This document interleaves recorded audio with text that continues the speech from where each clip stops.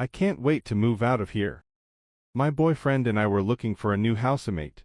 A while back, we had two housemates living here, and they were great, but one moved away for work, and the other caught a bunch of traffic fines, and had to move back in with his parents. We couldn't afford the rent on our own and were pretty desperately trying to find someone to occupy at least one of the rooms in the house we're renting. We were introduced to this friend of a friend, who was just moving from another town, and was in need of a place to stay, and didn't mind that the lease was up in 6 months. He said he'd lived in lots of different places in the past year or two, so didn't mind. Red flag #1 ***. We met him, discussed some things we were looking for in a housemate, and he seemed alright. He said he'd worked as a cleaner, and was very clean and tidy. He made a bunch of weird jokes, but we chalked that up to him being nervous. Red flag #2 ***.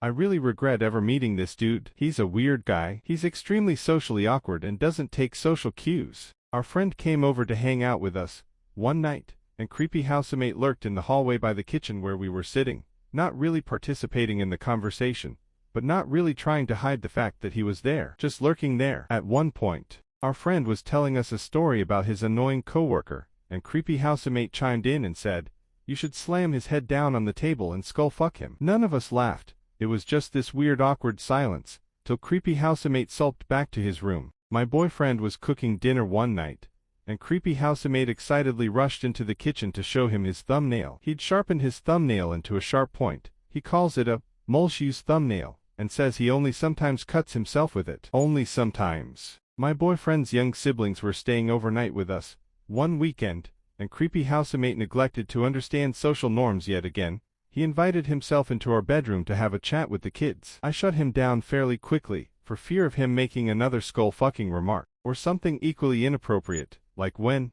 the neighbor's 13-year-old kid earned $40 for mowing our lawn, and creepy housemate told him to spend it all on getting drunk. Then there's the usual sheet that comes with bad roommates. He never cleans up after himself. He uses stuff that isn't his to use, and actually comes to our room to ask us for items that aren't even his, and never ever chips in by buying household items like toilet paper or dishwashing detergent. Today he has had to friends at our house for the last 9 hours, and he came to tell us there was no toilet paper left. Because what?